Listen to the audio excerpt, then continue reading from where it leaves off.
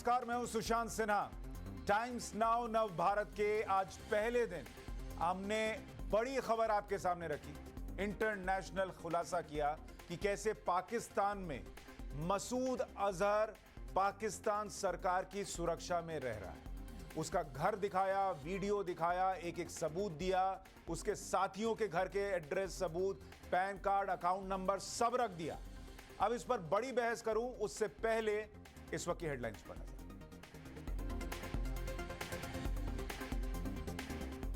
Hindi channel times now नव Bharat launch हुआ। नाविका कुमार के नेतृत्व में नई बुलंदियों को छूने के लिए पूरी टीम ने कमर कसी। अब बदलेगा भारत, बनेगा नव भारत। हिंदुस्तान का सबसे बड़ा दुश्मन मसूद अजहर हुआ बेनकाब। टीवी पर पहली बार दिखा ग्लोबल आतंकी का पाकिस्तान में मौजूद लाइव लोकेशन। ग्लोबल आतंकी के गुप्त अड्डों का पता चला। ऑपरेशन अजहर पर केंद्र सरकार की प्रतिक्रिया। टाइम्स नाउ नव भारत के खुलासे पर गृह राज्य मंत्री ने कहा, इंटरनेशनल मंच पर मुद्दा उठाएंगे। ट्विटर पर भी किया ट्रेंड। पीवी सिंधु ने टोक्यो ओलंपिक में भारत को कांस्य पदक दिलाया। बैडमिंटन में चीन की बिंग जियाओ को हराया। यूपी दौरे पर गृह मंत्री अमित शाह ने वाराणसी में काशी विश्वनाथ का जलाभिषेक किया। मिर्जापुर में विंध्यवासिनी कॉरिडोर का भी उद्घाटन किया। कहा, पहले दंगे से यूपी जलता था, आज प्रदेश सुरक्षित है। जम्मू कश्मीर में देश विरोधी गतिविधियों में शामिल पत्थरबाजों को नहीं मिलेगी सरकारी नौकरी। देशद्रोहियों पर नकेल कसने के लिए सरकार का बड़ा कदम।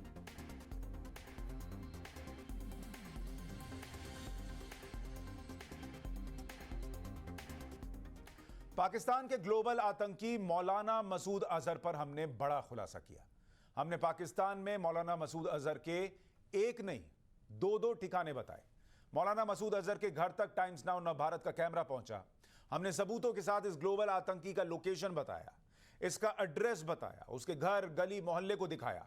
हमने मसूद अजहर के ठिकाने बता दिए। अब सवाल यह है कि मसूद अजहर को ठिकाने कैसे लगाया जाएगा। पाकिस्तान तो कल भी नहीं मानता था मसूद अजहर उसके यहां है, वो आज भी नहीं मानता। पाकिस्तान आज भी नहीं मानेगा कि मसूद अजहर उसकी जमीन पर है, या फिर उसको नहीं मिल रहा यह बहाना बनाएगा। सवाल यह कि भारत के पास ऑप्शन क्या है। मसूद अजहर को पालने वाले पाकिस्तान के खिलाफ कौन सी स्ट्राइक होगी। यह सर्जिकल स्ट्राइक होगी, एयर स्ट्राइक होगी, या डिप्लोमेटिक स्ट्राइक होगी। इस पर हम आज चर्चा करेंगे हमारे खास पैनल से। लेकिन उससे पहले टाइम्स नाउ नव भारत के इस इंटरनेशनल इन्वेस्टिगेशन की पूरी रिपोर्ट आपको दिखाता हूं।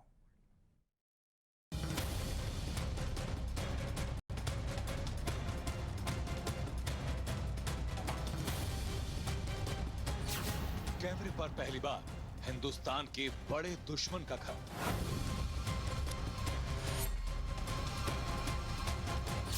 कैमरे पर पहली बार ग्लोबल आतंकी के दो गुप्त अड्डे। टाइम्स नाउ नव भारत ने भारत के दुश्मन नंबर 2 और ग्लोबल आतंकवादी मसूद अजहर का लोकेशन ट्रैक कर लिया है। ये लोकेशन कहीं और नहीं बल्कि पाकिस्तान में।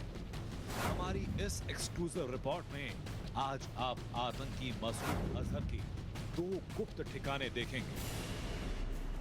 आप देखेंगे वो इलाज कहां करवाता है, नमाज कहां पढ़ता है, इमरान खान के सरपरस्ती में पाकिस्तानी आर्मी की सिक्योरिटी में वो किस तरह दुनिया की नजरों से बच रहा है।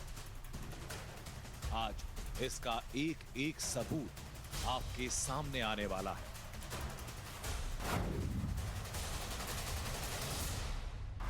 पाकिस्तान के बहावलपुर में है ये जैश ए मोहम्मद के चीफ मसूद अजहर का पहला ठिकाना। सबसे पहले मसूद के घर की सैटेलाइट तस्वीर देखिए। ये है उस ठिकाने की टॉप एंगल तस्वीर। यह है बहावलपुर में मसूद अजहर का पहला घर। उसके घर के पास ही मौजूद है उस्मान अली मस्जिद और मसूद के घर के बगल में है नेशनल ऑर्थोपेडिक एंड जनरल अस्पताल। अस्पताल और मस्जिद के सामने से निकलती है ये सड़क। मतलब कि मसूद अजहर पाकिस्तान के बहावलपुर में मस्जिद और अस्पताल के पीछे गुप्त ठिकाना बनाकर यहीं छिपा बैठा है। यहीं से वो हिंदुस्तान के खिलाफ साजिशें रचता है। पाकिस्तान के बहावलपुर में उस्मान अली मस्जिद के पास मौजूद मसूद अजहर के घर को अगर आप तस्वीरों के जरिए ठीक से नहीं देख पाए, अगर इलाके को नहीं समझ पाए हैं, तो अब इसका वीडियो प्रमाण देखिए। कैमरा ऑन हुआ और सीधे मसूद अजहर के घर के बाहर पहुंच गया, उसके सीक्रेट ठिकाने के सबूत को कैप्चर करने। इस वीडियो को शुरू से देखिए। पहले सड़क के एक तरफ कुछ इमारतें और दुकानें नजर आती हैं। इसके बाद दिखती है पीले रंग की ये इमारत। ये इमारत नहीं बल्कि नेशनल ऑर्थोपेडिक एंड जनरल अस्पताल है, जो मसूद अजहर के घर के ठीक बगल में है। कैमरा और आगे बढ़ा तो वो नजर आया जिसकी खोज थी, मतलब ग्लोबल टेररिस्ट मसूद अजहर का ठिकाना। ये है मसूद अजहर के घर का मेन गेट। मेन गेट पर सबसे पहले एक बैरियर है। ये सबके लिए नहीं खुलता, सिर्फ मसूद अजहर और उसके अपने लोगों के लिए खुलता है। अंदर सिर्फ गिने चुने लोगों को ही जाने की इजाजत है। बैरियर के उस पार कुर्सी पर जो बंदूकधारी बैठा है, वो कोई आम सिक्योरिटी गार्ड नहीं बल्कि पाकिस्तानी आर्मी का जवान है, जो मसूद को सुरक्षा मुहैया करवा रहा है। पाकिस्तान के बहावलपुर में ही मौजूद है मसूद का दूसरा घर, पहले घर से 4 किलोमीटर दूर। यहां भी एक मस्जिद है जिसका नाम है जामिया मस्जिद सुभान अल्लाह।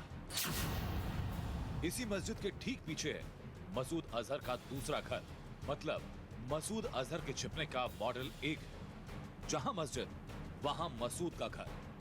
मस्जिद से सटी एक सड़क निकलती है जिसका नाम है बहावलपुर बाईपास। मसूद के दूसरे ठिकानों को और करीब से देखिए। कई कैमरों से उसकी लोकेशन की तस्वीरें ली गई। पहली तस्वीर में जामिया मस्जिद नजर आ रही है। दूसरी तस्वीर में मसूद का घर है। एक तस्वीर में घर का गेट दिख रहा है जहां पाकिस्तानी सेना के जवान तैनात हैं।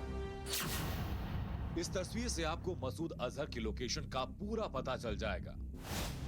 यह मसूद अजहर के घर का ऊपरी हिस्सा है। नीचे 4 तस्वीरें हैं जिनमें 4 गेट दिख रहे हैं।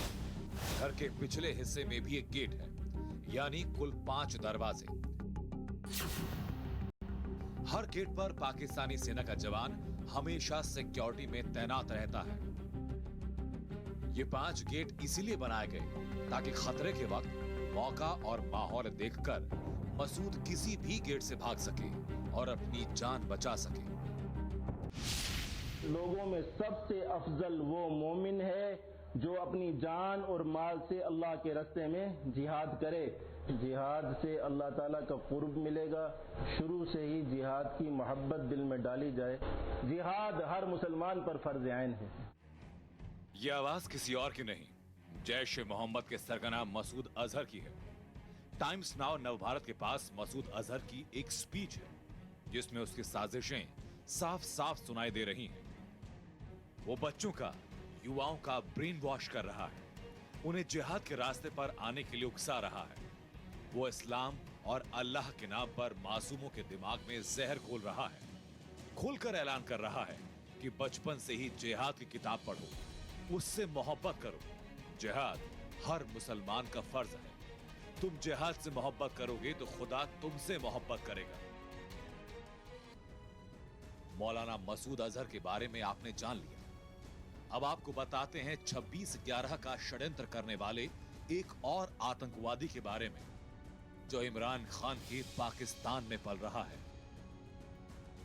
आप अपनी स्क्रीन पर ये जो धुंधली तस्वीर देख रहे हैं, यही है वो खूंखार आतंकवादी जिसके इशारों पर मुंबई के नरीमन हाउस में लश्कर-ए-तैयबा के आतंकवादियों ने होल्जरबर्ग परिवार पर अंधाधुंध गोलियां चलाई। टाइम्स नाउ नवभारत को पाकिस्तान में पल रहे आतंकवादी सज्जाद मीर के खिलाफ कागजी सबूत मिल गए हैं। इंटरनेशनल आतंकवादी मौलाना मसूद अजहर के साथ साथ साजिद मीर भी पाकिस्तान में ही रह रहा है। अब हम आपको बताते हैं सज्जाद मीर पाकिस्तान में कहां और कैसे रह रहा है। सज्जाद मीर और मसूद अजहर आईएसआई की सबसे कड़ी सुरक्षा के बीच रह रहे हैं। टाइम्स नाउ नवभारत को मिले सबूत के मुताबिक सज्जाद मीर लाहौर के अल फैजल टाउन में सी ब्लॉक के 27 नंबर मकान में रहता है। सज्जाद की सुरक्षा में पाकिस्तान के कमांडो 24 घंटे तैनात रहते हैं और आईएसआई की हाई लेवल सिक्योरिटी में है सज्जाद मीर। ऐसी सिक्योरिटी जैसे पाकिस्तान में राष्ट्र प्रमुखों को दी जाती है। Bureau report, times now Navbharat. Times now Navbharat ने एक नहीं कई खुलासे किए, विस्तार से एक एक चीज दिखाई, हमने ठिकाने बता दिए। अब सवाल इस बात का है कि सरकार और दुनिया कैसे ठिकाने लगाएगी मसूद अजहर को और पाकिस्तान के इस आतंकी नेटवर्क को। हमारे साथ एक बड़ा पैनल जुड़ रहा है। डॉक्टर आनंद रंगनाथन हमारे साथ जुड़ रहे हैं, जेएनयू के प्रोफेसर और ऑथर। हमारे साथ major general G D Bakshi retired थोड़ी देर में जुड़ जाएंगे। कमर चीमा पाकिस्तान से हमारे साथ जुड़ रहे हैं, पॉलिटिकल एनालिस्ट। और मोहम्मद जाफर पाक जर्नलिस्ट हमारे साथ जुड़ रहे हैं पाकिस्तान से। आप सभी का बहुत स्वागत है। डॉक्टर आनंद रंगनाथन, ठिकाना तो बता दिया गया, ठिकाने लगाने का तरीका क्या है? Surgical strike, air strike, diplomatic strike या कुछ और? सबसे पहले तो नमस्कार वेरी मच कि आपने मुझे निमंत्रण दिया यहाँ पे, और आपके नए चैनल की बहुत बहुत शुभकामनाएं। आशा है ये बहुत आगे जाके बहुत सारे खुलासे करेगा। आज के खुलासे की 2-3 पॉइंट्स में रखना चाहूंगा, और चीमा जी भी हैं यहाँ पे, ये शायद किस होंगे जो मैं बात कहने जा रहा हूँ। ये देखिए, अगर आप ध्यान से देखें, आपने पूरे सैटेलाइट इमेजरी भी दिखाई है, आपने वीडियो एविडेंस भी दिया है, तो इससे एक चीज तो पक्की है कि ये बहुत ही हाई डेंसिटी एरिया में जानबूझ के इन्होंने अपना घर बसाया है। हॉस्पिटल के पास है, मस्जिद के पास है, मस्जिद में ही है एक जगह। तो ये इसलिए मेरे ख्याल से इनको अब ये डर लग गया है। हालांकि इमरान खान कहते रहते हैं घबराना नहीं है, ये पाकिस्तानी अब घबरा गए हैं कि जैसे बालाकोट में हुआ था, 300 आतंकवादी मारे गए थे स्ट्राइक पे, बॉम्ब स्ट्राइक पे, वैसे ही कहीं भारत और जगह तो नहीं करेगा। दाऊद को तो नहीं उड़ाएगा, हाफिज सईद को तो नहीं उड़ाएगा, जैसे आपने कहा इनको मसूद अजहर को ठिकाने तो नहीं लगाएगा। तो इसलिए अब ये सारे जो टेररिस्ट हैं, ये हर कॉर्नर पे इन्होंने ज्यादा आबादी वाली जगहों पे रहना शुरू कर दिया है। ये कब तक रहेंगे ये देखने वाली बात है, लेकिन ये भी बात सच है कि ये इस मामले में इन्होंने ये ठीक सोचा है, क्योंकि भारत कभी भी ये नहीं चाहेगा कि कोलैटरल डैमेज हो और बहुत सारे इनोसेंट्स की जान जाए। हालांकि पाकिस्तान को इस बात पे बिल्कुल फर्क नहीं पड़ता। ये वही लोग हैं जिन्होंने इतने सारी दहशतगर्दी फैलाई है इंडिया में, इतने इनोसेंट्स को मारा है, और ये बेबाक पाकिस्तान इन लोगों को शरण दे रहा है। तो पाकिस्तान के जहन में ये बिल्कुल नहीं है कि इंडियन इनोसेंट्स बचे या मरे, लेकिन इंडिया ये हमेशा सोचता है कि पाकिस्तानी जो इनोसेंट्स हैं उनकी जान ना जाए, सिर्फ टेररिस्ट को वाइप आउट कर सकते। नहीं तो फिर इसमें आनंद रंगनाथन जी, फिर उपाय क्या है भारत के पास?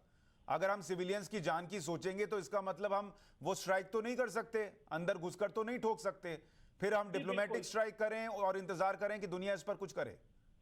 नहीं, डिप्लोमेटिक नहीं, और भी तरीके हैं। इनफैक्ट ये एक बात सच है, ये पब्लिक है, इसलिए मैं आपको बता सकता हूं कि under the leadership of Doval, mister Doval, who is the NSA chief, Dawood nearly was killed in Dubai. तो बहुत सारे तरीके हैं, सिर्फ स्ट्राइक ही एक तरीका नहीं है। लेकिन उसमें अब जैसे सीमा जी ये जरूर बात करेंगे कि इंडिया की जुर्रत कैसे होगी कि यहाँ पे सर्जिकल स्ट्राइक करे, तो मैं इनको बता दूं कि इंडिया ने जो बालाकोट भी किया था, वह भी कह सकते हैं कि वहां पे हाई डेंसिटी जगह पे टेररिस्ट क्यों नहीं रह रहे थे। वो इसलिए नहीं रह रहे थे क्योंकि जहां हाई डेंसिटी में टेररिस्ट ऑलरेडी रह रहे थे, उन्होंने मना कर दिया कि भाई हमें पहले यहाँ रहने दो, हम क्यों खाली करें, तुम जंगलों में रहो। तो प्रॉब्लम यह है कि पाकिस्तान के चप्पे चप्पे में टेररिस्ट हैं। ये ऐसा नहीं है कि एक दो टेररिस्ट में घूम रहे हैं, ये हर चप्पे चप्पे पे टेररिस्ट हैं। तो हाई डेंसिटी में ऑलरेडी हैं ये लोग। ठीक है, तो इसीलिए भारत को सोचना पड़ेगा, कुछ और तरीके भी निकालने पड़ेंगे। कमर चीमा साहब, आपके हिसाब से सब कुछ सामने है, आपके यहाँ के कुछ लोगों से शाम में बात हो रही थी, कुछ पत्रकार आए, कहे मसूद अजहर तो अरेस्ट हो गया, वो तो जेल में है।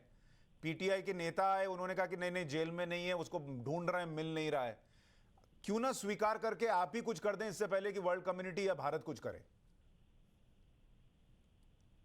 देखें, टाइम्स नाउ की और डॉक्टर अनंत की बड़ी मुश्किल जॉब है। आपकी जॉब है कि जो काम भारत की फौज नहीं कर सकती, आपकी फौज डरती है। कभी कहते हैं ड्रोन आ गए हैं, एयरबेस पे हमला कर गए, कभी कहते हैं मुजाहिदीन हमें मारते हैं, कभी कहते हैं कश्मीरी मारते हैं। अब सारा जो भारतीय फौज, जो डरपोक भारतीय फौज नहीं कर सकती, वो टाइम्स नाउ को और डॉक्टर अनंत को करना पड़ता है ताकि इंडियंस का मोरल हाई रहे। और भाई कौम में मीडिया जी मुद्दे पे आइए, फौजें बनाओ, फौजें अपनी फौज को खिलाओ पिलाओ। मसला ये है मोदी साहब ने बिपिन रावत को दी है वो जो सीडीएस की नौकरी दी है ना जनाब, वो जो सीडीएस की नौकरी है वो है एक सियासी। अरे मैं आपसे पूछ रहा हूं मसूद अजहर पर, आप बिपिन रावत पर हैं। आप अपने यहाँ का बताइए ना, आपने क्या किया है मसूद अजहर को? आपने क्या किया है मसूद अजहर पर? और डॉक्टर एक सवाल पूछ सकता हूँ? हाँ पूछिए पूछिए। सीमा जी प्लीज, सीमा जी एक मिनट। इंडियन आर्मी के लॉस बहुत। कमर चीमा आप सुनते नहीं है, ये दिक्कत है। कमर चीमा साहब सवाल सुनिए, आनंद रंगनाथन सवाल पूछिए। पैसा लगता है। सीमा जी मेरे अंदर का सुशांत मत जगाइए, मेरे अंदर का सुशांत शरीफ मत जगाइए, आपको पछताना पड़ेगा। ऑलरेडी एक सुशांत बैठा हुआ है। मैं आपसे पूछना चाहता हूँ कि अमेरिका ने आपके घर में ओसामा बिन लादेन को, जिसको आपने छुपाया हुआ था, 8 साल तक अमेरिका ने मारा, आपने क्या किया? हम अपनी एयरफोर्स को पैसा देते हो इंडिया को मारने के लिए, हम अपनी हम इंडिया को पैसा नहीं देते। आप ये सवाल सुनेंगे नहीं, इंडिया से जंग जीतनी है जनाब। आप तो अमेरिका जाते रहे, उसके बाद भी और एयरफोर्स को पैसा देते हो। अमेरिका में जाके कमर चीमा साहब, कमर चीमा, कमर चीमा, अगर आप नहीं सुनेंगे, आप ये सोच कर आए कि आप कुछ भी बोलेंगे और सवाल का जवाब नहीं देंगे तो मैं माफी के साथ फिर मुझे ऑडियो नीचे कराना पड़ेगा। कमर चीमा साहब, ये बहुत इंपॉर्टेंट टॉपिक पर चर्चा चल रही है। अगर आप इस मोड में हैं कि आप नॉन स्टॉप बोलेंगे और किसी की नहीं सुनना है, जवाब कुछ और देना है, अनर्गल देना है, तो फिर बात नहीं। मुझे तो आपने बात ही नहीं करने दी जनाब, आपने टोक दी है। बात नहीं करने दी। मैं आपसे एक सवाल पूछ रहा था सीमा जी, अभी भी आंसर कर दीजिए। मैं बोला ही नहीं, जब मैं बोला तो डॉक्टर सवाल तो सुन लीजिए। मैंने डॉक्टर सवाल सुन लीजिए। डॉक्टर साहब ये बहुत इंडियन आर्मी के लिए काम कर रहे हैं, बहुत अच्छी बात है। अरे भाई कमर चीमा, ये शो ना तो जनरल बिपिन रावत के ऊपर है ना भारत के ऊपर है। आपके यहाँ मसूद अजहर नाम का ग्लोबल टेररिस्ट रह रहा है, उसका घर दिखा रहे हैं, आपसे पूछ रहे हैं कि आप कुछ करेंगे या भारत कुछ करे, उसका जवाब दीजिए। सारे एनालिस्ट इंडियन फौज को डिफेंड कर रहे हैं और फौज अरे फौज को डिफेंड करना फिर भी समझ में आता है, आप तो टेररिस्ट को डिफेंड कर रहे हैं। कभी मुजाहिदीन आ जाते हैं। देखिए बहुत गलत बात, आप सवाल सुनिए। आप लोगों को तो आपकी कौम को आप पे फख्र होना चाहिए, बजाय कि वो आपकी फौज पे फख्र हो, उनको आप पे फख्र करना चाहिए। कमर चीमा, मैं माफी के साथ आपका ऑडियो नीचे करा रहा हूं, आप किसी और डायरेक्शन में हैं। जनरल सिवाच, मुझे ये बताइए क्या इसका तरीका है? एक और सर्जिकल स्ट्राइक, एयर स्ट्राइक तो आप नहीं कर सकते जिस तरीके से सिविलियन इलाके में छुपा के रखा गया है। आप डिप्लोमेटिक स्ट्राइक करेंगे? क्या करेगी मोदी सरकार या वर्ल्ड कम्युनिटी जब सामने दिखा रहे हैं कि भाई घर यहां है और ये आदमी यहां है? देखो सुशांत, इस पर कोई शक नहीं, एक मल्टी प्रोंग स्ट्रेटेजी की जरूरत है।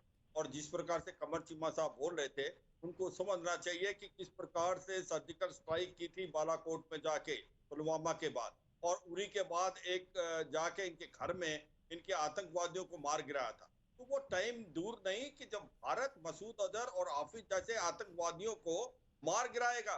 भारत के अंदर बहुत कैबिनेट हैं, ये बताने की जरूरत नहीं है टीवी चैनल पे कि हमारे पास क्या क्या काबिलियत है, और हमारे पास ड्रोन हैं, हमारे पास सैटेलाइट के मिसाइल्स हैं, और हमारे पास और बाकी ऐसे क्षमता है जिससे इनको पता भी नहीं चलेगा मसूद अजहर कब गायब होगा। पर चक्कर क्या है कि ये डिनाइल मोड में, और ये बोलते रहते हैं कि मसूद अजहर तो हमको पता नहीं कहाँ लापता होगा, और आपके चैनल ने आज उसका दिखा दिया सबको कि उसका घर कहाँ है, कहाँ रहता है।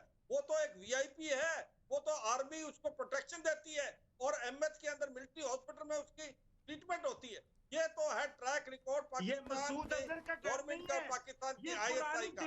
सच्चाई ये है कि आज की तारीख में पाकिस्तान की जो फौज है वो तहरीके तालिबान पाकिस्तान का मुकाबला नहीं कर सकती। आज वो जो बलूचिस्तान लिबरेशन आर्मी है वो एक बार छाई हुई है उधर, और ये चाइना पाकिस्तान इकोनॉमिक कॉरिडोर ये एक खटास में ये पड़ गया है। मसूद अजहर इसके का अंदर घर जो नहीं है, फ्लैगशिप प्रोजेक्ट ये है, पुराने मेजॉरिटी दिल्ली ऑफ की इसके गलियां दिखा प्रोजेक्ट रहे हैं। और मैं आइदर किसी दिन स्टॉप आऊंगा और दे आर कबाब स्टॉप, खाने वहां क्योंकि पे जनाब। पाकिस्तान एक आतंकवाद का गढ़ है, ठीक है। जिसके अंदर मसूद मैं आप कह रहे हैं, आप और आनंद रंगनाथन दोनों कह रहे हैं कि एनएसए अजीत डोवाल के नेतृत्व में कोई सीक्रेट स्ट्राइक हो जाए तो कोई आश्चर्य नहीं होना चाहिए।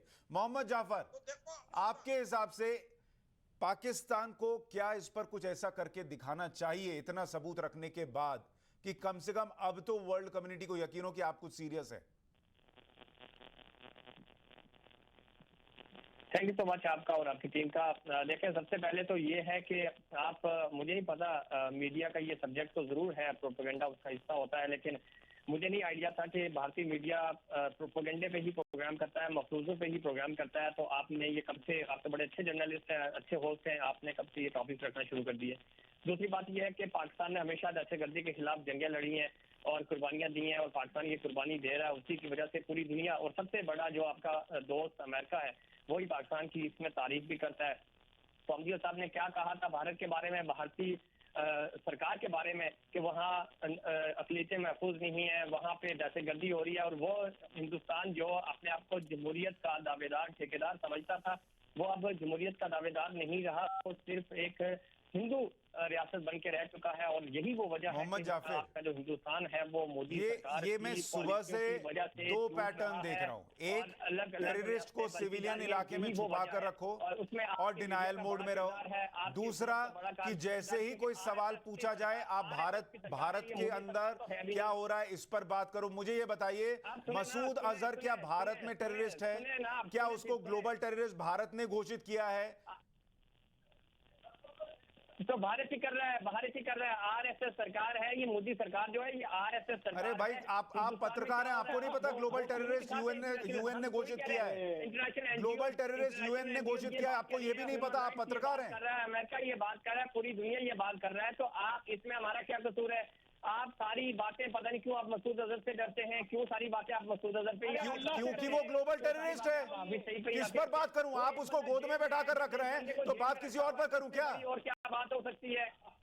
सुशांत, ठीक है, आनंद जी कुछ जोड़ रहे हैं, जीडी बख्शी भी जुड़ गए। आनंद रंगनाथन, पहले आप अपनी बात कहें। आप बात करते हैं, आप एक मिनट रुक जाइए सर, मैंने देख लिया, किसी से पाकिस्तान में आप उम्मीद ही नहीं कर सकते, नेता हो, पत्रकार हो, सब डिनायल मोड में। आनंद रंगनाथन, याद है, आप क्या दिला दे? मैं अपने पाकिस्तानी मित्रों को, जो प्लीज मुझे इंटरप्ट ना करें प्लीज, मैं अपने चीमा जी और दूसरे जो हैं उनको दो बातें बताना चाहूंगा। हम तो आपको इतनी देर से सुन रहे हैं, इतनी देर फिर से आप जब हम बात अरे सुन लीजिए बात, लोग सुशांत ऐसे कैसे? एक मिनट प्लीज, आनंद रंगनाथन आप बोलिए। आपको आप सुन सकते ही नहीं है, आप सुन सकते नहीं है, और आप जो सुन रहे हैं वो झूठ सुनना चाहते हैं। आप सुन तो जाफिर साहब थोड़ा रुकिए, आनंद रंगनाथन आप अपनी बात कहिए। यस, मैं आपको वो वीडियो क्लिप सुनाऊं जिसमें इमरान खान, आपके जो प्राइम मिनिस्टर हैं, वो दावोस में कह रहे हैं कि Pakistani army, Pakistani arm forces, I am quoting him now, had trained al Qaeda and Taliban in Afghanistan. Sitting prime minister was saying this. आपको शर्म नहीं आती? कैसा टेरर स्टेट है कि आपके प्राइम मिनिस्टर कह रहे हैं कि हमारी आर्मी ने अल कायदा को, टेररिस्ट ऑर्गेनाइजेशन को ट्रेन किया है। आपको थोड़ी तो लज्जा आनी चाहिए इस बात पे।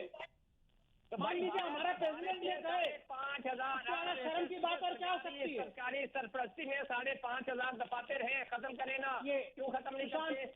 सिर्फ आपको पाकिस्तान में जाफिर साहब, फिर मैं अगर आप इस पर आएंगे तो फिर मैं चीन वाले उइगर मुसलमानों को भी ले आऊंगा, फिर आपसे बोले नहीं बनेगा। मैं उसी पे आने वाला था। फिर मैं ले आऊंगा, आपसे बोलते नहीं बनेगा। चीन वाले पे नहीं कर सकते, आप नहीं कर सकते, आपको पता है। क्या पता है? जाफर साहब, आपको सारी मुस्लिम कौम जो है वो आपको कह रही है कि आपको शर्म आनी चाहिए। 15 लाख उइगर मुस्लिम चाइना ने कंसंट्रेशन कैंप्स में डाले हैं। आप कैसे मुस्लिम हैं? वहाँ आप कैसे मुस्लिम हैं? सुन के मारते हैं। शर्म नहीं आती आपको? है क्या आप पंजाब में, आप किसान तहरीक आप देख रहे हैं, तुलबा तहरीक, तमाम ये वो लोग हैं जिनको आप चुन के मार रहे हैं। और आज चाइना से इतना लेवल पे गाना गा रहे हैं। मुसलमानों को भी भूल गए चाइना के डर से।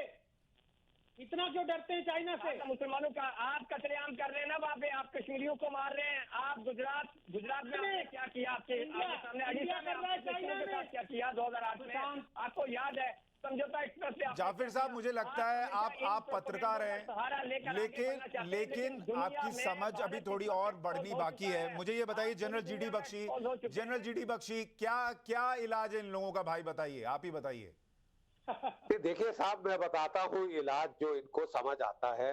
और मैं बताना चाहता हूँ कि जब पुलवामा की स्ट्राइक हुई थी और हमारे आर्म्ड फोर्सेस और इंटेलिजेंस एजेंसी बड़ी बेचैनी से मसूद अजहर को ढूंढ रहे थे, तब उस वक्त मसूद अजहर को दस्त लग गए और उसको पाकिस्तान के अस्पताल में एडमिट किया गया था कि वो रेड क्रॉस देख के हमारी एयरफोर्स उसको बॉम्ब ना करे, हमारे मिसाइल उसको अगर हिट करेंगे तो ये छाती पीट पीट के दुनिया के सामने रोना शुरू कर देंगे। हाय अस्पताल पे हमला किया, हाय अस्पताल पे हमला किया। दस्त लग गए थे साहब उस वक्त, ठीक है। दस्तों की बीमारी के लिए, लूज मोशंस के लिए उसे पाकिस्तान मिलिट्री हॉस्पिटल भावलपुर में भर्ती किया गया था, वहां छुपाया गया था। अब तो आपकी सरकार ने खुदा न खास्ता वहां पे दो घर है उसके भावलपुर में, हर एक घर के पास एक अस्पताल है, वेरी कन्वीनियंट। मस्जिद के साथ उसका कमरा बना दिया है आपने, मस्जिद के अंदर ही, ताकि कुछ भी बॉम्ब गिरे भारतवर्ष का तो आप दुनिया के सामने रोते चीखते दहाड़ते जाएंगे। जीडी बख्शी साहब, मैं माफी के साथ आपको रोक रहा हूं। जीडी बख्शी साहब, माफी के साथ रोक रहा हूं। टाइम्स नाउ नव भारत ने पाकिस्तान में मसूद अजहर के ठिकाने तो बता दिए, लेकिन उसे ठिकाने कैसे लगाया जाएगा इस पर हम चर्चा कर रहे हैं। Doctor Anand Ranganathan, major general G D Bakshi, Ashwini सिबाज साहब, कमर चीमा और मोहम्मद जाफिर हमारे साथ लगातार बने हुए। जीडी बख्शी साहब, आप अपनी बात पूरी कीजिए। आप देखिए, मैं वही बता रहा था, याद दिला रहा था हमारे पाकिस्तानी दोस्तों को यहाँ पर कि जब भावलपुर का अटैक हुआ था तो हमारी तमाम एजेंसियां, हमारी आर्मी, नेवी, एयरफोर्स, हमारी रॉ, सब लोग जो है मसूद अजहर का ठिकाना ढूंढने में लगी थी। उस वक्त मैंने आपको याद दिलाया था कि मसूद अजहर को दस्त लग गए और वो मिलिट्री हॉस्पिटल भावलपुर में एडमिट किए गए थे। असली में उनको इसलिए एडमिट किया गया था कि इसलिए नहीं कि उनकी तबीयत अपसेट हो गई थी, इसलिए कि वो चाहते थे कि भारत की अगर फौज, भारत की हवाई फौज, भारत के मिसाइल्स अगर टारगेट करे मसूद अजहर को तो वो हॉस्पिटल हिट और दुनिया भर के सामने पतंगड़ किया जाए कि साहब हाय हाय मार दिया, जालिम हिंदुस्तान ने जो है मसूद अजहर को अस्पताल में मारा। ठीक है साहब, तो ये देखिए हमारे लोगों की जो है इंसानियत की तरफ डिस्टिंग, उन्होंने मसूद अजहर को, हालांकि मैं तो समझता हूं हिट करना चाहिए, ठीक है, लेकिन उन्होंने नहीं किया because he was inside a hospital. अब वो बड़े ठाठ से अपने घर आ गया है और 2 घर है उसके जो है भावलपुर में। अच्छा साहब, और ये जो 2 घर किस लिए बना के दिए गए हैं, ये इन्होंने फिलिस्तीनियों से काफी कुछ सीख लिया है। जब इजरायली फिलिस्तीनी सीनियर कमांडर्स को खासकर चुन चुन के ठोकते हैं, तो वो उन्होंने तमाम अपने हेडक्वार्टर, स्कूल्स में, अस्पतालों में, मस्जिदों के पास, जहां नर्सरी की कहीं क्लास चल रही है बच्चों की, उनको शील्ड की तौर पे इस्तेमाल करते हैं। आप जरा ये दोनों घरों की लोकेशन देखिए, मस्जिद में है, एक एक घर पास है, एक एक अस्पताल पास है, मैरिज के जो पंडाल्स हैं, मैरिज के जो वहां पे मैदान है जहां मैरिजेस होती हैं, जहां खूब भीड़ होने का अंदेशा है, सिविलियंस, औरतें, बच्चों के होने का अंदेशा है, उसकी शील्ड आप दिला रहे हैं इस फॉरवर्ड को, इस बुज़दिल को, जिसके हाथ नहीं। लेकिन जीडी बख्शी साहब, क्या ये जो लोकेशन है और जो स्ट्रैटेजी है कि सिविलियंस के बीच में रखो ताकि कोई इस तरीके की का अटैक या स्ट्राइक न हो सके, क्या भारत को ये देखना चाहिए और फिर डिप्लोमेटिक स्ट्राइक पर रहना चाहिए या कोई सीक्रेट स्ट्राइक करनी चाहिए? देखिए साहब, बहुत किस्म की स्ट्राइक्स हैं। क्या स्ट्राइक हम करेंगे, बिल्कुल हम सार्वजनिक पे नहीं डिस्कस करेंगे, जब हो जाएगी हम उसके बाद बात करेंगे। लेकिन पहले मैं ये बताना चाहता हूं कि सबसे पहली स्ट्राइक पाकिस्तान पे जो चाहिए वो FATF की strike, financial action task force, जिसको पाकिस्तान बार बार कह रहा है कि ग्लोबली डेजिग्नेटेड मसूद अजहर कहां है ये हमें पता नहीं। तो फाइनेंशियल एक्शन टास्क फोर्स की नॉलेज के लिए और पाकिस्तान के ज्ञान के लिए हमने ये टाइम्स नाउ ने ये जो है आपको दिखाया है, टाइम्स नाउ। ठीक है सर, कमर चीमा रिस्पॉन्ड करना चाह रहे हैं। कमर चीमा मैं आपके पास आऊं उससे पहले डॉक्टर आनंद रंगनाथन भी आपको कुछ सुनाना चाह रहे हैं। जी मैं सुशांत, यस, ब्रेक से पहले मैं ये बताना चाह रहा था अपने पाकिस्तानी मित्रों को कि इमरान खान जो कि इनके प्राइम मिनिस्टर हैं, उन्होंने क्या कहा था कि पाक आर्मी अलकायदा को ट्रेन कर। क्लिप है पाकिस्तान के प्राइम मिनिस्टर का, अब आप सुनिए जरा इनको।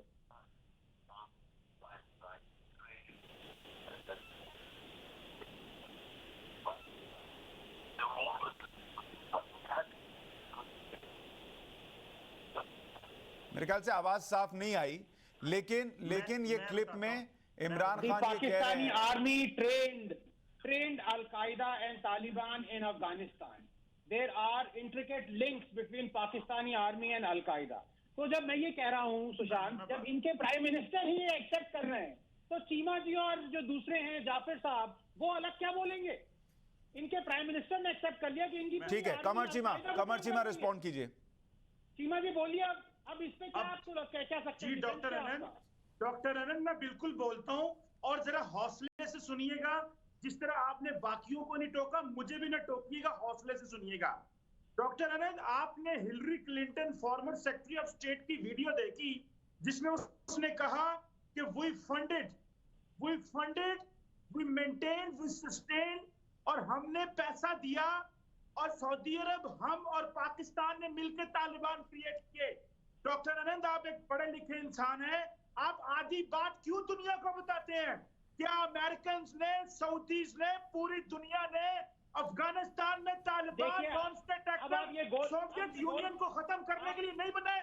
सुन ले प्लीज, मैं नहीं बोलना आपकी बात डॉक्टर साहब, आप फिर जो मर्जी बोलिएगा, मैं नहीं बोलूंगा। अच्छा आनंद जी उनको कंप्लीट करने दीजिए, आनंद जी कंप्लीट करने दीजिए। ठीक है कमर चीमा बोलिए। सुने मेरी बात, बोलिए।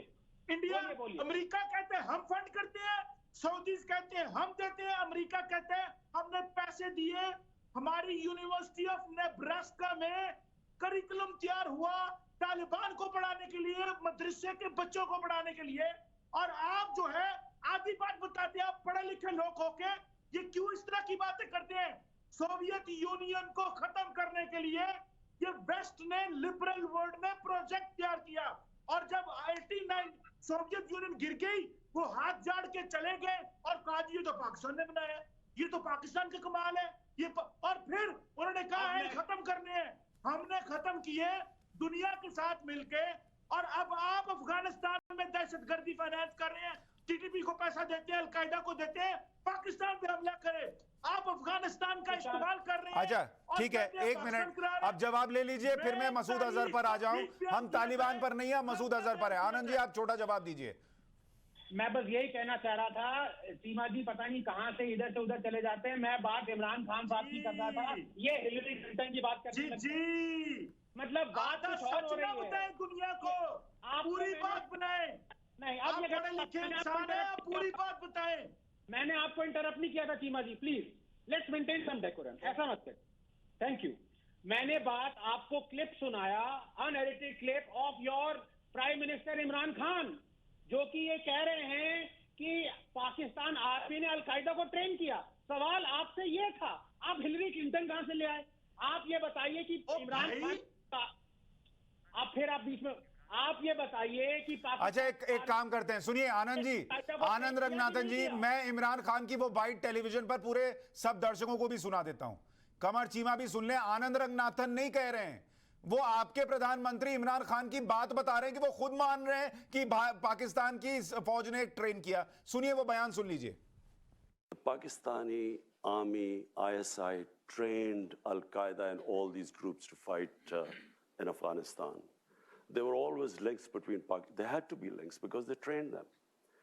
The Pakistani army, ISI trained Al-Qaeda and all these groups to fight in Afghanistan. There were always links between there had to be links because they trained them. The Pakistani army, ISI, trained Al-Qaeda and all these groups to fight in Afghanistan. कमर चीमा, आप ये सुन रहे हैं?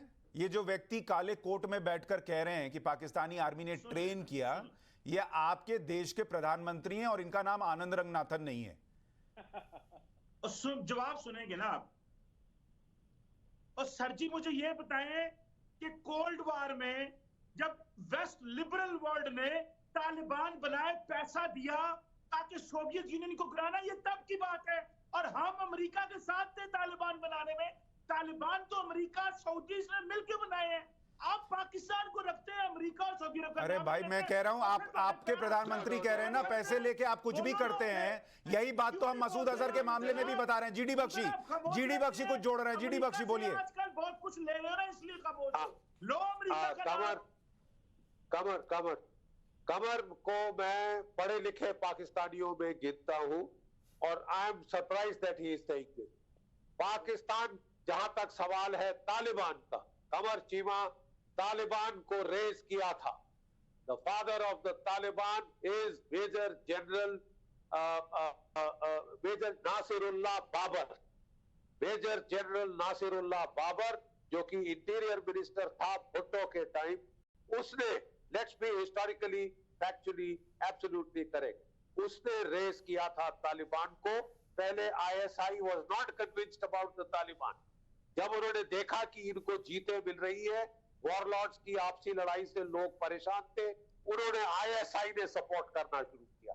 जब मुल्ला OMR उसको फतेह मिली, आपके पाकिस्तान के 11,000 soldier civil dress में, उनके टैंक्स, उनकी आर्टिलरी, वो सब ऑपरेट कर रहे थे। ठीक है साहब। और अगर फतेह मिली तालिबान को तो आपकी फौज की वजह। जब 9/11 हुआ, रिचर्ड आर्मिटेज ने आपको धमकी दी कि we will, you are either with us or against us, we will bomb you back to the stone age. तब आपने जाके कमर चीमा, तब आपने जाके उनसे रिक्वेस्ट करी कि हमको हमारे 11,000 फौजी वापस लाने दो। एयरलिफ्ट हुआ। नाउ आप दोनों, हम दोनों स्ट्रेटेजिक एक्सपर्ट हैं। ये सब ये तारीख है। और लेकिन लास्ट में कहना चाहूंगा, प्लीज सुन लो, लास्ट में मैं कहना चाहूंगा, सोवियत यूनियन चले गई थी अफगानिस्तान छोड़ के 1989 में। तब से लेके आज तक जो अफगानिस्तान का हाल हुआ है, माफ कीजिए, बड़ा साफ आप उसके जिम्मेदार, पाकिस्तान उसका जिम्मेदार। जो वहां पे दर्द हुआ है लोगों को, जो रिफ्यूजी बने हैं, जो कत्लो गारत हुआ है, केवल और केवल पाकिस्तान रिस्पॉन्सिबल है। आपको फंडिंग सऊदी अरेबिया से अफगानिस्तान में है। एक मिनट कमर चीमा, हम इस पर नहीं है अभी कि तालिबान आपने बनाया नहीं बनाया, वो सबके सामने है। हम बस ये कह रहे हैं अश्विनी सिवाच साहब कि अगर पाकिस्तान इसी डिनायल मोड में रहा जैसे वो तालिबान को लेकर रहता है, वो दूसरे आतंकियों को लेकर रहता है, आज भी कार्रवाई नहीं करेगा, उसको तो समझ में नहीं आ रहा। पाकिस्तान के लोगों को तो समझ में आए कि कैसे उनको दांव पर लगा रखा है। देखो Qamar Cheema kindly 5 second. Thank you. देखो मैं ये सही बात है सुशांत, ये समझना चाहिए पाकिस्तान को, जब तक ये गुड और बैड टेररिस्ट के अंदर फर्क करना छोड़ेंगे नहीं, तब तक आतंकवाद फैलता रहेगा पूरे वर्ल्ड में, और आतंकवाद का एपिसेंटर पाकिस्तान में। और ये तो इनके इमरान खान ने बोला 30 से 40 हजार आतंकवादी हमारे पास हैं और हम उसको स्ट्रेटेजिक एसेट यूज करते हैं। और अभी इन्होंने 10,000 आतंकवादी लश्कर तौबा जैसे मोहम्मद के इन्होंने भेजे हैं अफगानिस्तान में, तालिबान की मदद करने के लिए, अफगान फोर्सेज के अगेंस्ट लड़ने के लिए। तो आज ये समझना चाहिए मसूद अजहर और हाफिज सईद, ये जो है जहर आपके देश में भी फैलाएंगे। ये कब समझ आएगा पाकिस्तान को?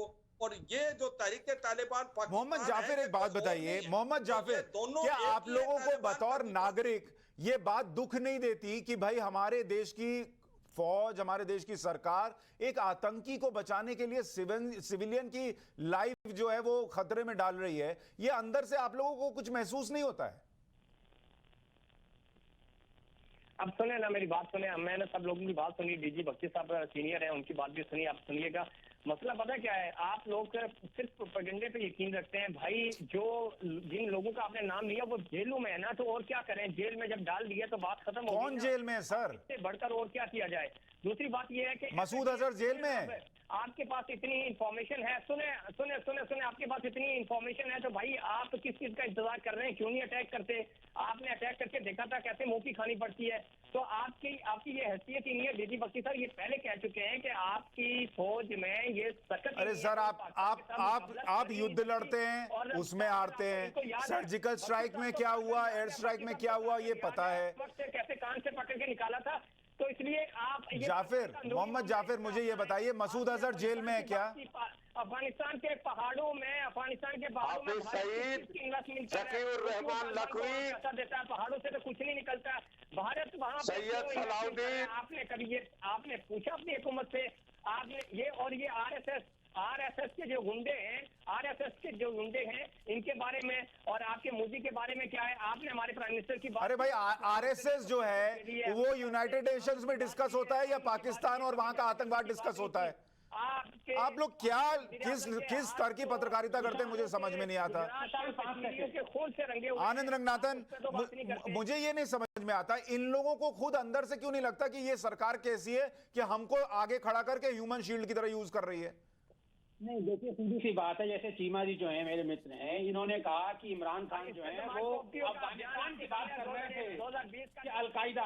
मैं इनको ये बता दूं, डिफेंस एक्सपर्ट है, अच्छा नहीं लगता कि मैं साइंटिस्ट इनको समझाऊंगा। 1988-89 में तो अलकायदा का फाउंडेशन हुआ है।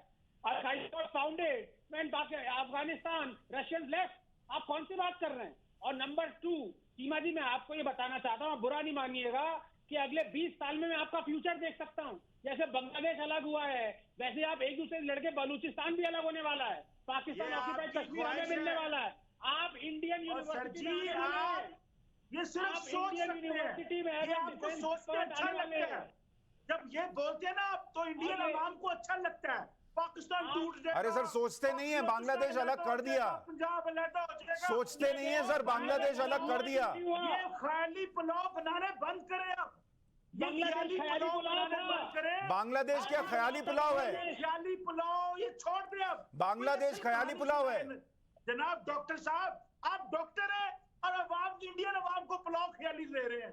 फाइंड कोई कंक्रीट एकेडमिक ऑब्जेक्टिव एनालिसिस करके बताएं। मुझे पता चले डॉक्टर साहब बहुत जबरदस्त बात कर रहे हैं, मैं कहूँ डॉक्टर साहब ने बड़ी बात की। तुसी इतने सुना रहे हो, आप ख्याली पुलाव दे रहे हो। दाऊद इब्राहिम, हाफिज सईद, मसूद अजहर, चलो ये सारे नॉर्मल, जैसे आप घूमते हैं ना पाकिस्तान में, आप टेररिस्ट नहीं है, आप डिफेंस सेक्टर आप घूमते हैं, ये टेररिस्ट घूम रहे हैं। ये है ऑब्जेक्टिव एनालिसिस। अब आप मना कर सकते हैं? ये जो मीर जाफर साहब हैं, मीर जाफर साहब कह रहे थे ये टेररिस्ट को तो हमने जेल में डाला हुआ। दाऊद इब्राहिम कौन सी जेल में? मैं इसमें हंस सकता हूँ, जवाब नहीं को दे सकता। नहीं, जवाब तो आप किसी बात पर नहीं दे पा रहे। डॉक्टर साहब मैं सिर्फ हंस सकता हूँ, जवाब नहीं दे सकता इस बात। आप पर दुनिया हंसती है, आप हंस लीजिए, अपने आप पर कोई फर्क नहीं पड़ता। जीडी बख्शी साहब मुझे ये बताइए, ये बैठकर हंसें रोएं जिधर मन जो करे, हमको तो कोई फर्क नहीं पड़ता। मुझे इस बात का जवाब चाहिए। ऐसा है जी, मैं ये कह रहा हूं कि हमको क्या करना है ये बताइए।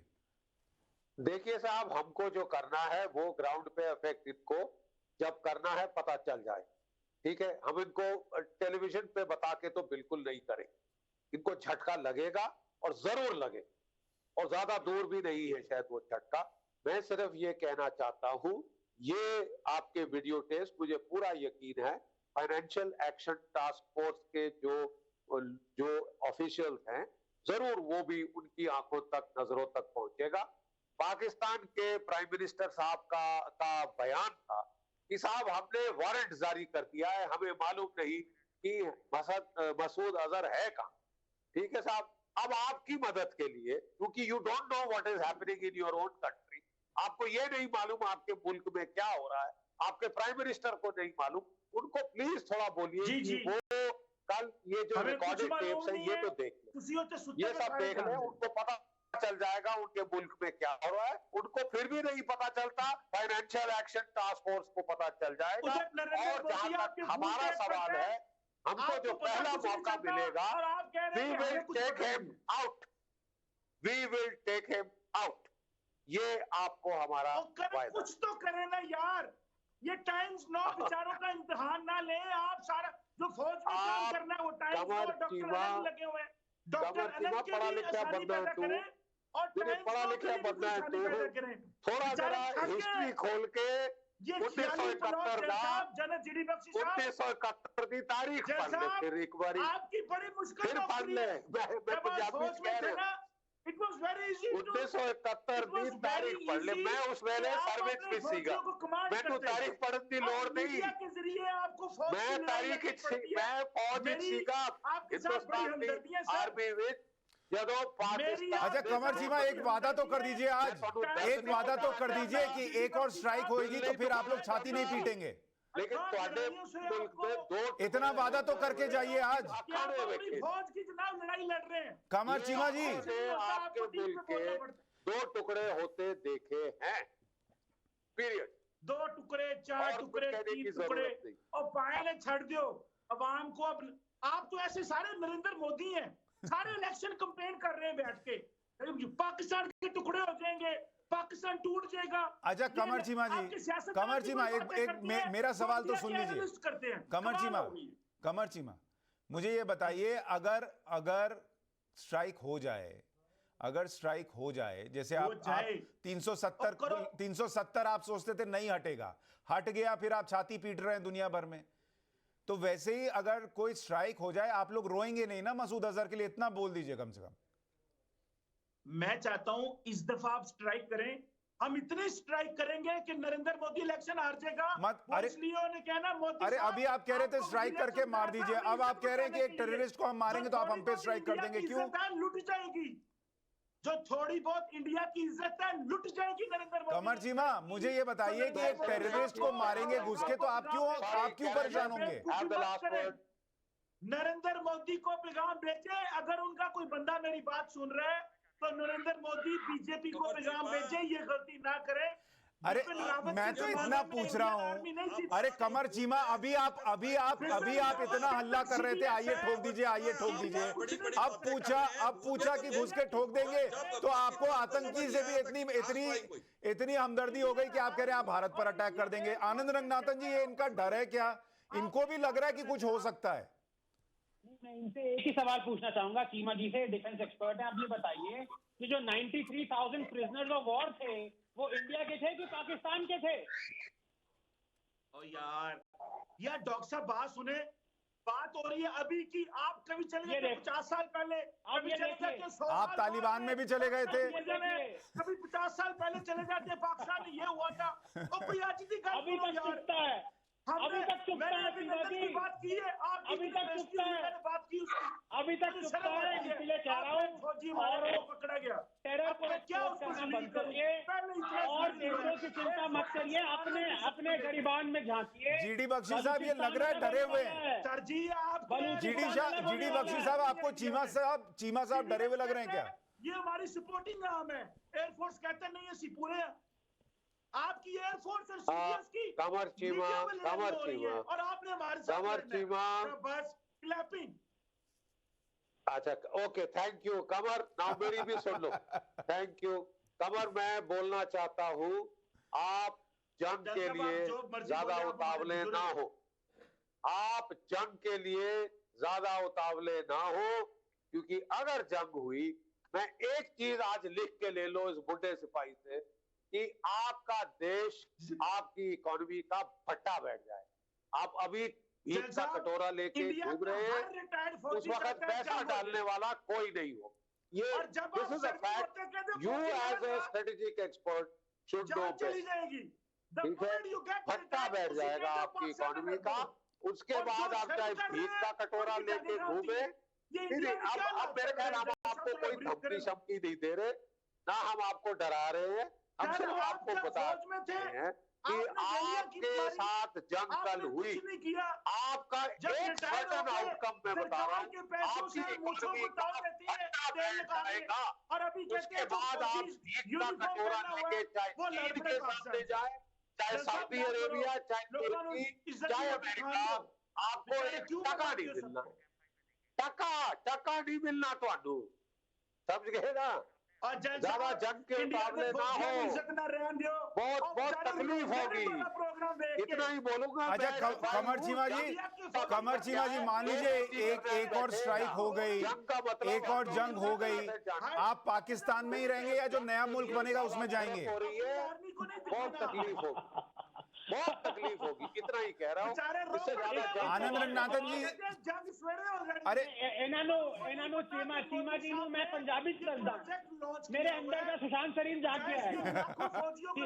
चीमा जी मैं ਤੁਹਾਨੂੰ पंजाबी च दसदा, आप प्लीज मेरी बात सुनिए, मैं आपको सीधी बात बता रहा हूँ। जो 20 साल से आप न्यूक्लियर थ्रेट मार रहे थे ना कि इंडिया हमें कन्वेंशनल अटैक नहीं करेगा क्योंकि हमारे पास न्यूक्लियर वेपन है, वो बालाकोट ने हटा दिया। अब आपके पास न्यूक्लियर थ्रेट नहीं रहा। आप समझिए प्लीज, आप प्लीज ये समझिए। इंडिया वाटरशेड मोमेंट का बालाकोट को नींद नहीं आती। आपकी फौज और आपकी सरकार शौक में हमारे पास न्यूक्लियर है, सिर्फ आपके लिए रखा हुआ है। मुझे तो आज तक एक चीज नहीं समझ में आई आनंद रंगनाथन जी, ये लोग आज तक कोई जंग नहीं जीते, इनके फौजी इतने मेडल लगाते किस बात का है? कोई जंग जीतते नहीं है, ये मेडल किस बात का लगाते हैं समझ में नहीं आता, खुद ही एक दूसरे को देते हैं, क्या करते हैं समझ में नहीं आता। ये हारने का मेडल है, ये जो आपके फौजियों ने आपको। खैर मेरे पास समय इतना ही था। मुझे उम्मीद है कि कम से कम वर्ल्ड कम्युनिटी, अपने देश में ये बात सरकार कह रही है कि वो इस मसले को लेकर जाएगी इंटरनेशनल कम्युनिटी में। इंटरनेशनल कम्युनिटी देखे, FATF देखे, पाकिस्तान तो डिनायल मोड में रहता था, है और रहेगा। हमको उनसे उम्मीद ही नहीं है। उनसे बात करते हैं ये दिखाने के लिए कि इनसे बात करने का कोई मतलब नहीं है, यहां हमारे यहां लोगों को समझ में आए। लेकिन जिनसे उम्मीद है कम से कम वो जागें कि पाकिस्तान के लिए बदलना नामुमकिन है। एक छोटे से ब्रेक के लिए रुक रहे हैं। ब्रेक के उस पार देखिए मीनाक्षी खंडवाल के साथ आज की इस बड़ी खबर पर और बड़ा विषय।